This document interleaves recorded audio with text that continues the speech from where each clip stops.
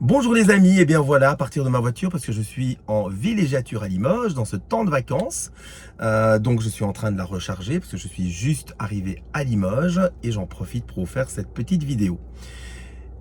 Drame, je n'ai pas été à la messe ce matin, mais je le savais.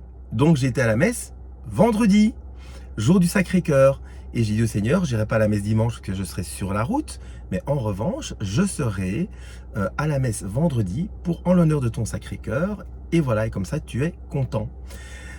D'un autre côté, bien j'ai quand même lu les paroles de l'Évangile, les premières lectures et deuxième lecture, et on va en parler un petit peu aujourd'hui. Mais ce qui est le plus important, je crois, eh bien, c'est d'abord de vous remercier pour l'attention que vous portez à mes humbles vidéos. La dernière vidéo a été dithyrambique, vous avez regardé ça, vous avez communiqué, vous avez mis des messages, alors que vous avez remarqué, je ne dis jamais cliquez sur la cloche, transmettez ce message, parce que je crois que c'est vraiment un outil du Seigneur Jésus, et donc j'ai pas envie de faire de la pub absolument, mais tout seul, voilà, ça augmente. J'arrive à ma 50e vidéo. Je fais ça donc tous les dimanches pour ceux qui me rejoignent. Et donc c'était la 50e vidéo la semaine dernière sur la patience, souvenez-vous.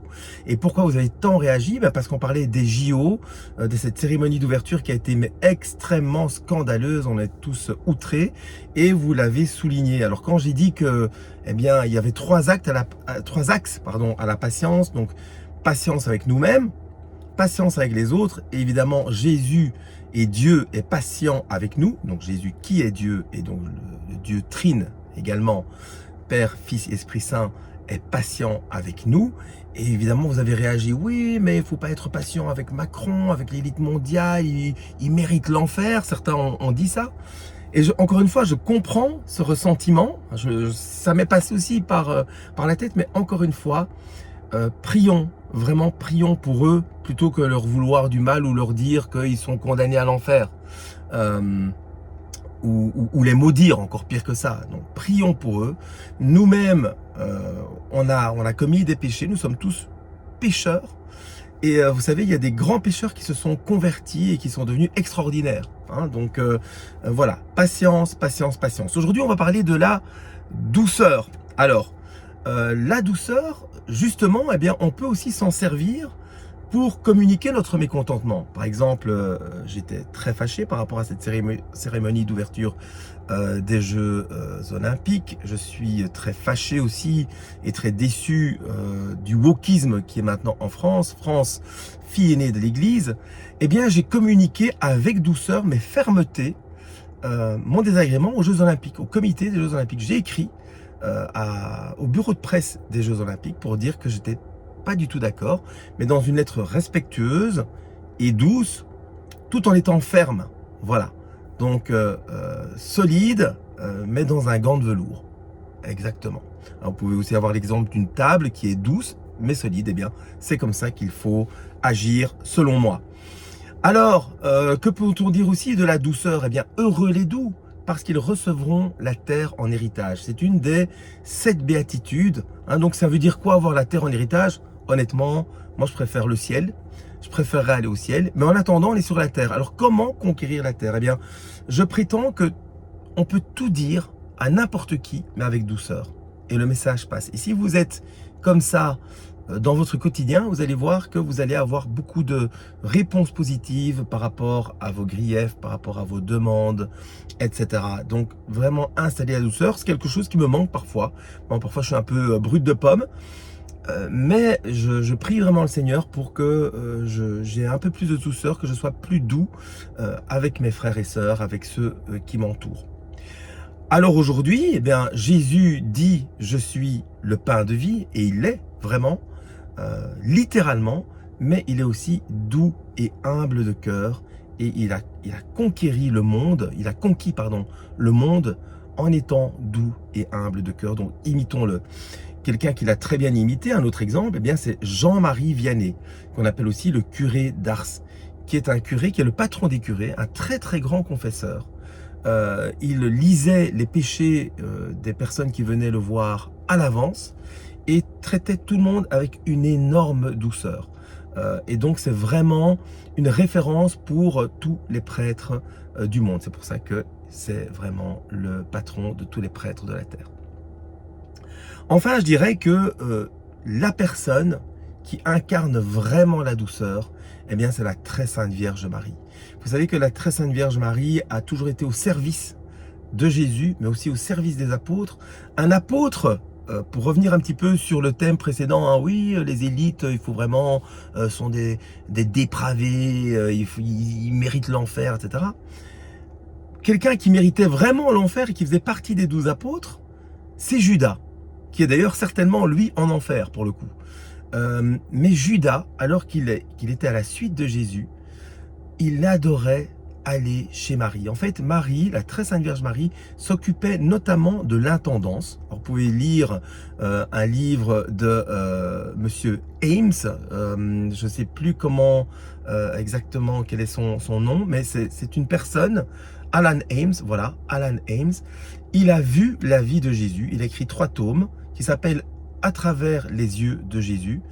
Et dans ce livre, il explique que Judas avait beaucoup de défauts, mais il aimait beaucoup se rendre chez Marie et il avait une vraie dévotion à Marie. Il aimait beaucoup la voir, et Marie, qui connaissait, qui savait à l'avance, parce que son cœur immaculé était uni, vous le savez, au cœur sacré de Jésus, et donc elle savait ce qu'était Judas et ce qu'il avait en tête. Mais malgré tout, Marie, avec beaucoup de douceur, a toujours servi Judas jusqu'au bout, jusqu'au moment où lui a décidé de prendre le chemin qu'il a perdu. Eh bien, ça doit être notre attitude aussi.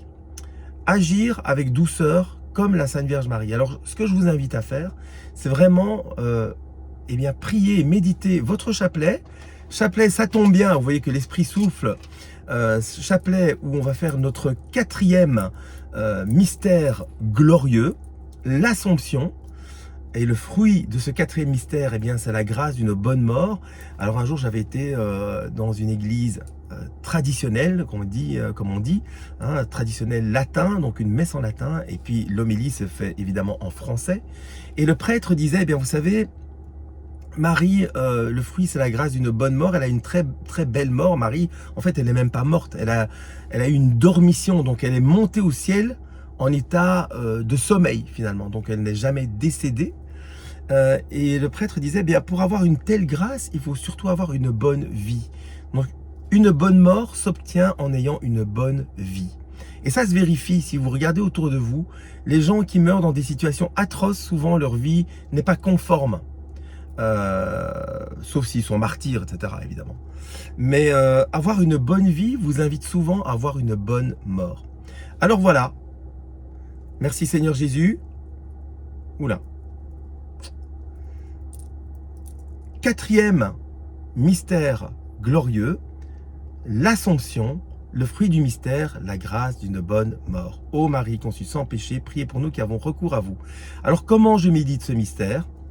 Notre Père, je vois toute la vie de Marie et notamment ces 7 douleurs. Et je vais vous les dire, ces 7 douleurs, à travers cette dizaine de chapelets.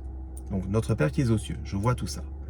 Premier mystère, je vous salue Marie, eh bien je vois l'annonciation. Donc l'ange qui vient chez Marie et qui lui annonce qu'elle va tomber enceinte. Je vous salue Marie. Deuxième je vous salue Marie, je vois la visitation. Marie qui monte sur un âne, qui part précipitamment chez Élisabeth, sa cousine, et qui va visiter sa cousine. Troisième je vous salue Marie, je vois la nativité de notre Seigneur Jésus-Christ à Bethléem.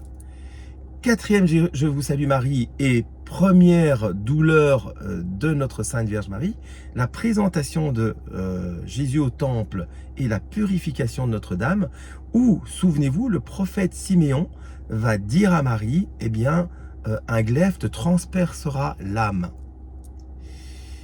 Cinquième, je vous salue Marie, et donc deuxième douleur de Marie, la fuite en Égypte. Alors que Jésus est encore tout petit, l'ange dit à Joseph via un songe, prends la mère et son petit et fuis en Égypte parce que Hérode en veut à sa vie. Donc vous imaginez, ils sont là, ils doivent partir à dos d'âne jusqu'en Égypte. Sixième, je vous salue Marie, et donc troisième douleur, eh bien je vois le recouvrement de Jésus au temple. Donc ils sont partis à Pâques au temple à Jérusalem, ils sont montés jusqu'à Jérusalem, et en revenant, ils ont perdu Jésus, et ils l'ont perdu pendant 3 jours. Alors je dis toujours, imaginez-vous ceux qui ont des enfants, perdre votre enfant pendant 3 jours, c'est une horreur. Mais là, c'est pas n'importe quel enfant. Tout enfant, évidemment, est extrêmement précieux, mais c'est quand même Jésus-Christ qu'ils ont perdu. Donc, pas cool. Hein. Donc, 3e douleur, je vous salue Marie. 7e, je vous salue Marie, 4e douleur de Marie, eh bien, c'est Marie qui rencontre son fils sur le chemin de croix. 8e, je vous salue Marie, eh bien, donc, 5e douleur de Marie, Marie qui assiste à, vraiment pas à l'agonie, mais à la mort de son fils en dessous de la croix, avec Saint Jean. 9e, je vous salue Marie, et donc 6e douleur de la Très Sainte Vierge, eh bien, elle récupère le corps de son fils sans vie, descendu de la croix. Et je vous rappelle, si vous lisez l'Ancien Testament, Isaïe, Jésus ne ressemblait plus à un homme. Il n'avait plus l'apparence humaine. Donc, vous devinez dans quel état était Marie à ce moment-là. Et enfin, 10e, je vous salue Marie, et 7e douleur de la Très Sainte Vierge Marie, Marie qui met son fils dans un cercueil. Il est mort. Et il est vraiment mort, encore une fois. Il est vraiment mort, et Marie devait avoir une foi incroyable en voyant son fils réduit en charpie, mis dans un cercueil, dans des linceuls, et puis dans un cercueil, et se dire qu'il allait ressusciter. Mais en attendant, il est mort dans un cercueil. 7e douleur de notre Très Sainte Vierge Marie. Gloire soit au Père, au Fils et au Saint-Esprit, comme il était au commencement, maintenant et toujours dans les siècles des siècles. Amen. Tout ça pour vous dire, les amis, qu'en acceptant notre croix, nos croix de nos vies, eh bien, nous ne sommes que à la suite de Marie qui a pris toutes les croix possibles, les croix les plus lourdes. Voilà. Donc, quand vous portez votre croix, pensez à la Très Sainte Vierge, pensez que être catholique aussi, eh bien, c'est toujours porter une croix. Oui, je sais, ça fait pas plaisir. Ça fait pas plaisir d'entendre ça, mais vous savez, on le dit dans l'Angélus, nous portons notre croix à la suite de Jésus et Marie. Nous portons nos croix, mais pour aller au ciel. Donc, c'est pas juste porter une croix pour porter une croix et se flageoler. Hein, non, non. C'est simplement porter sa croix au jour le jour, dans les petites épreuves de la vie quotidienne. Mais en définitive, la vraie joie, c'est le ciel. Et souvenez-vous, tout le monde choisit la voie large. Dites-vous que les woke à Paris, les dépravés, tous ceux qui choisissent le chemin facile, ils prennent la voie large et ils vont en enfer. Et c'est le chemin de l'enfer. Très peu sont ceux qui prennent la voie difficile, rocailleuse, où on tombe, où on se fait mal, on se relève, on prie le Seigneur d'avancer. Mais une fois que vous êtes mort, une fois que vous décédez, que vous ressuscitez et que vous êtes au ciel, vous ne vous souviendrez même plus du chemin rocailleux et difficile que vous avez emprunté, le chemin de la foi catholique. Voilà. Encore une fois, baptême, réconciliation, communion, Eucharistie, Jésus est le pain de vie. Je vous invite vraiment à faire ça. Vivez dans la foi, l'espérance et la charité. Et encore une fois, avec beaucoup de douceur pour les gens qui vous entourent. Que Dieu vous bénisse et à la semaine prochaine.